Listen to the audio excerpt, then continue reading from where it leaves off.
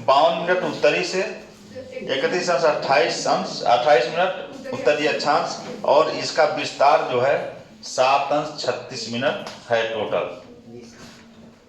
और इसका 7 अंश 36 मिनट जितना वो जगह लिया है उसका जो मेजरमेंट करते हैं किलोमीटर में तो 240 किलोमीटर होता है। इस प्रकार हम कहते हैं कि उत्तर प्रदेश 240 किलोमीटर चौड़ा है। आगे बढ़े, चलिए देशांतरीय विस्तार। ये तो अक्षांशीय विस्तार हो गया, जो उत्तर से दक्षिण हमको बता दिया कि 240 किलोमीटर की पट्टी उत्तर प्रदेश को मिली है। अब जो है देशांतर क्या होता है, वो खड़ी रेखाएं, वो हमको बताया कि पूर्व से पश्चिम कितना लंबा है। क्लाइमेट वाला क्या क्लाइमेट? ये जो क्लाइमेट वो हमारा है ना, जलवायु, वो हेडिंग है जलवायु।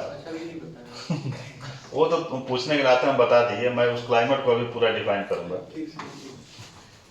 चलिए, जब उत्तर प्रदेश की जलवायु पे आ रहा हूं तो उसमें लगभग भारत की जलवायु क्लियर करते हुए तब हम उत्तर प्रदेश जलवायु को क्लियर करेंगे, तभी क्लियर होगा। चलिए, उत्तर प्रदेश का देशांतरीय विस्तार।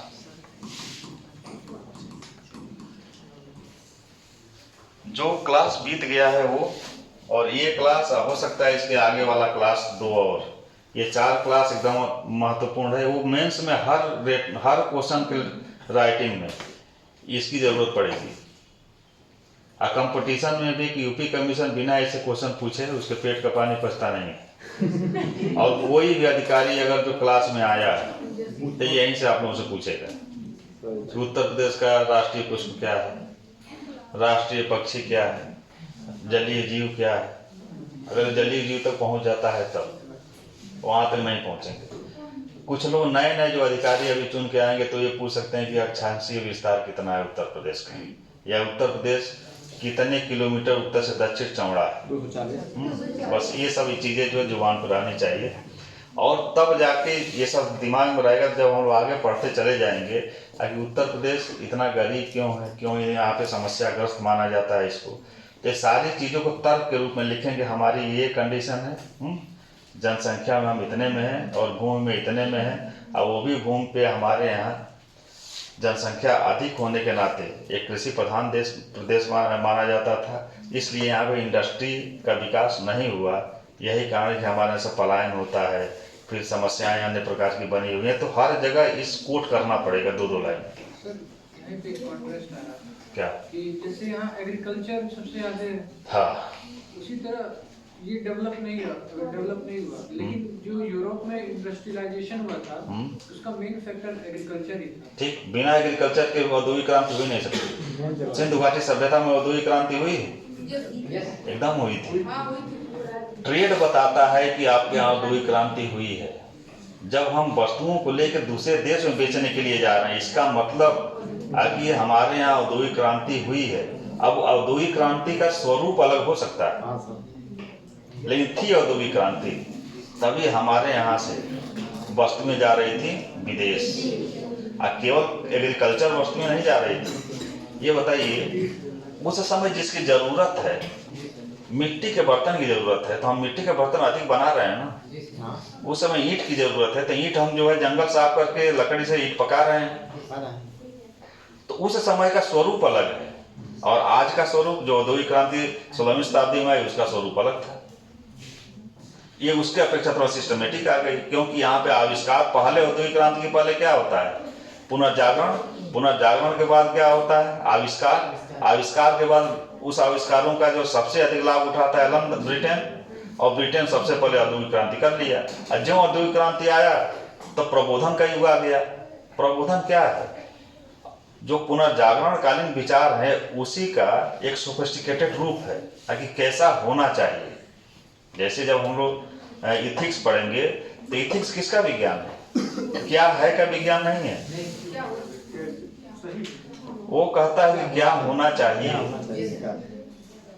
जैसे कि जो अन्य विज्ञान है, इतिहास भी विज्ञान है, और फिजिक्स, केमिस्ट्री, बायो सब विज्ञान है।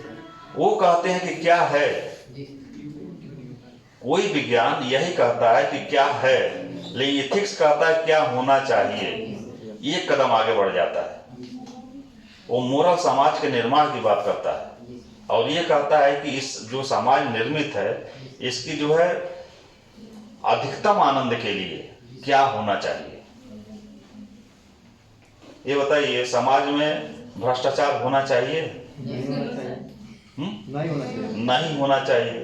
तो इसी पे एथिक्स काम करता है ताकि लोगों को नैतिक रूप से ऐसे बना दिया जाए कि भ्रष्टाचार हो ही ना। इसीलिए कहा जाता है कि नीति शास्त्र एक ऐसा इंजेक्शन है ताकि समाज के हर एक व्यक्ति में इंजेक्ट कर दिया जाए, तो इस समाज में पुलिस की जरूरत नहीं पड़ेगी, वोट की जरूरत नहीं पड़ेगी, किसी भी इस तरह की नियामक नियंत्रणकारी संस्थाओं की जरूरत ही नहीं। इसीलिए रिलीजन को काफी प्रमोशन मिल गया। हाँ, क्योंकि हमारे जो धर्म है, धर्मों के जो मूल तत्व है, धर्म की उत्पत्ति होती है संस्कृत के ध्री धातु से, और ध्री धातु का मतलब होता है धारण करना। और प्रश्न उठता है कि धारण क्या किया जाए। बुराई तो हम धारण करेंगे नहीं। अब बुराई क्या है और अच्छाई क्या है? वह कदम जो समाज, प्राणी जगत एवं समाज के लिए, मानव समाज के लिए कल्याणकारी हो, वही अच्छाई है। और जो इनको खतरा पहुंचाने वाला है वही क्या है? बुराई है। इसी को हिंदू धर्म में पुण्य और पाप कह दिया गया। पाप क्या है? जो अनैतिक हो, जो अनैतिक हो, जो ये पूरे समाज को क्षति पहुंचाता है, सामाजिक संरचना को बिगाड़ता हो। तो इसीलिए धर्म को लेके ही नीति शास्त्र चलता है। कहीं पे भी, चाहे यूनान का धर्म हो, वहां की अच्छी चीजों को लिया गया, वहां के अच्छे विचारकों को लिया गया, भारत के अच्छे विचारकों को। अब धर्म में भी जो बुराइयां एंट्री कर गए, नीति शास्त्र उसको इनकारता है। जैसे सती प्रथा, सती प्रथा से मानव समाज को बहुत क्षति थी, था कि नहीं? तो नीति शास्त्र कहता है वहां पे उस समय के लिए ठीक हो सकता है, लेकिन जो है मानव के पॉइंट ऑफ व्यू से कि एक नारी भी मानव है और उसको जबरदस्ती, एक तो प्राकृतिक मौत मर गया उसका हस्बैंड, प्राकृतिक मौत, या तो बीमारी से मरा, चाहे कहीं लड़के मर गया, वो तो मर गया, लेकिन किसी को जबरदस्ती मार दिया जाए, ये तो अनैतिक है कि नहीं? एग्री हो ना? हाँ, तो वो इस बार एग्री हुए हैं। चलिए, उत्तर प्रदेश का देशांतरीय विस्तार। चलिए, अब उत्तर प्रदेश स्थित कहाँ है? भारत कहाँ स्थित है यदि ग्लोब पे देखा जाए तो? मान लो ये ग्लोब है,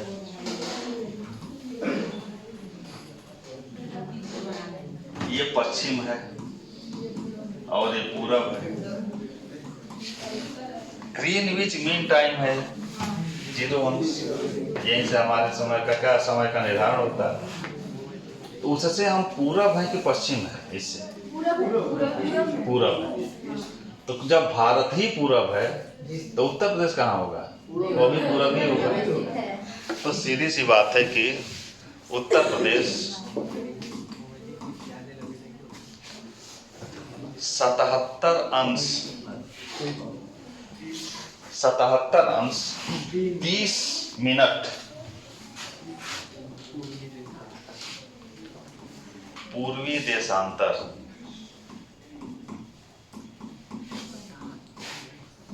से 77 अंश 30 मिनट पूर्वी देशांतर से 84 अंश 39 मिनट। सर देशांतर इंग्लिश में क्या बोलते हैं? अरे देशांतर हिंदी है, इंग्लिश में लॉन्गिट्यूड, और उसको कहते हैं लेटीट्यूड, क्योंकि वो लेटा है। किसी के नाम के सामने लेट कब लगाया जाता है? जब उसके सामने पूर्ण समर्पण कर दिया जाता है, जब वो लेट जाता है। अब ये होगा कि वो खड़ा नहीं होगा, तो अक्षांश भी कभी खड़ा नहीं होगा। अक्षांश खड़े हो गए तब खड़े होंगे जब पृथ्वी ऐसे नाच जाए। तब हम लोग जो है देशांतर अक्षांश पढ़ने के लिए रहेंगे ही नहीं। रहेंगे? चलिए 77 अंश 30 मिनट पूर्वी देशांतर से 84 अंश 39 मिनट पूर्वी देशांतर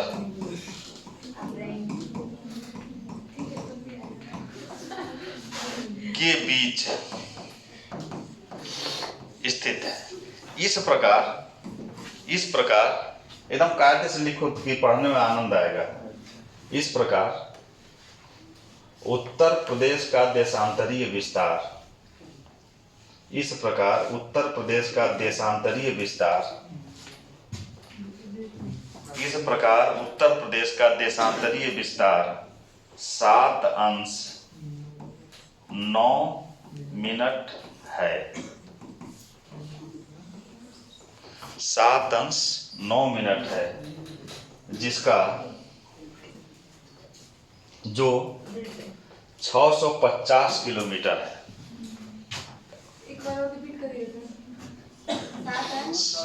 7 अंश 9 मिनट है, इसका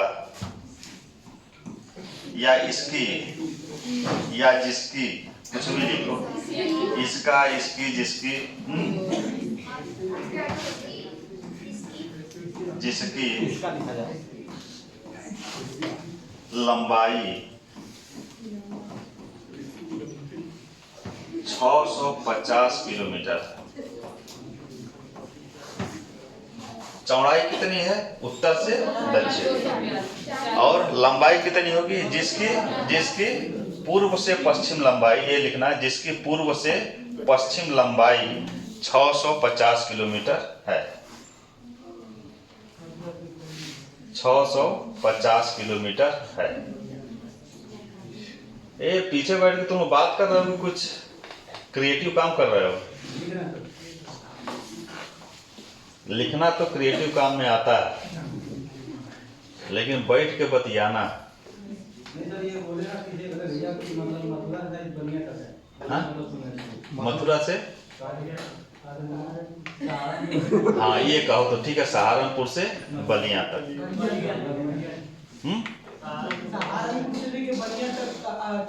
650 किलोमीटर, ठीक है। तो पूर्व से पश्चिम या पश्चिम से पूर्व लंबाई कितनी इसकी है? 650 किलोमीटर। इस प्रकार इसमें कितने लोग होमगार्ड डाल दिए हैं? होमगार्ड का फॉर्म कोई डाला है? तो होमगार्ड में मान के चलो कि लगभग 30 से 40% क्वेश्चन खाली उत्तर प्रदेश से रहेंगे। अब तो SSS भी डिसाइड कर दिया कि हम लेखपाली में कितना क्वेश्चन पूछेंगे, 20 क्वेश्चन, 20 का क्वेश्चन केवल यूपी से। अब क्वेश्चन टोटल कितने रहेंगे? 100 क्वेश्चन में 20 क्वेश्चन एकदम डिसाइड है कि यूपी से पूछा जाएगा। और यूपी में भी मैं बता दूं कि 5 चैप्टर से, बाकी चैप्टर्स क्वेश्चन यूपी में भी नहीं पूछे जाते हैं। वही 5 चैप्टर को एकदम कंठस्थ कर लो।